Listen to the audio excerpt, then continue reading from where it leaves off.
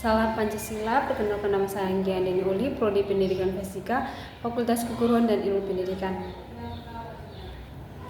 Pada kesempatan kali ini saya akan membahas materi tentang dinamika dan tantangan Pancasila dalam arus sejarah bangsa. Yang pertama itu kita lihat ada tantangan Pancasila dalam arus sejarah bangsa.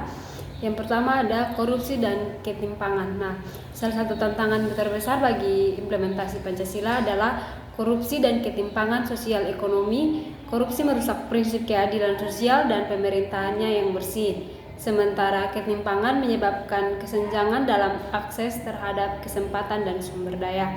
Yang kedua itu ada pluralitas budaya, di mana Indonesia sebagai negara dengan keragaman budaya, agama, dan etnis menghadapi tantangan dalam menjaga persatuan di tengah-tengah perbedaan tersebut. Nah, Pancasila diuji dalam konteks pluralitas budaya, di mana tantangan integrasi dan harmonisasi menjadi relevan. Yang ketiga adalah perubahan sosial dan teknologi.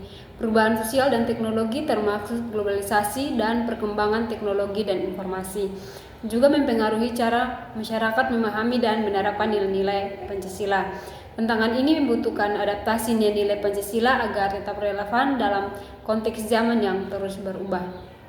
Yang kedua, kita akan lihat dinamika dan Pancasila dalam sejarah bangsa Indonesia. Yang pertama, peran Pancasila dalam proses pembentukan negara. Pancasila menjadi pegangan utama dalam pembentukan negara Indonesia yang inklusif dan merangkul keberagaman. Hal ini tercermin dalam semangat persatuan dan kesatuan yang disusun oleh Pancasila, meskipun terdapat keberagaman pandangan dan perbedaan di dalamnya. Yang berikut ada periode Orde Lama, di mana pada periode Orde Lama ini di bawah pemerintahan Presiden Soekarno, Pancasila dipromosikan sebagai ideologi resmi negara yang harus dipegang teguh oleh seluruh rakyat Indonesia. Namun terjadi pula penggunaan Pancasila untuk kepentingan politik yang otoriter.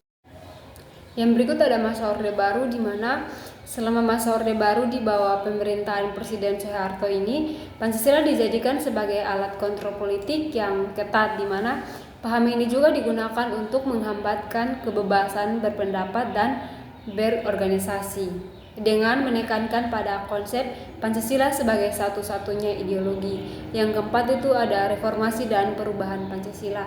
Nah, pada pasca jatuhnya resmi Orde Baru ini, Indonesia memasuki era reformasi yang ditandai dengan pembaruan dalam implementasi dan implementasi Pancasila.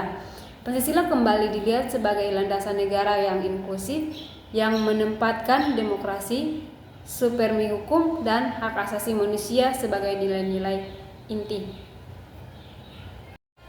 Sekian dari saya, terima kasih.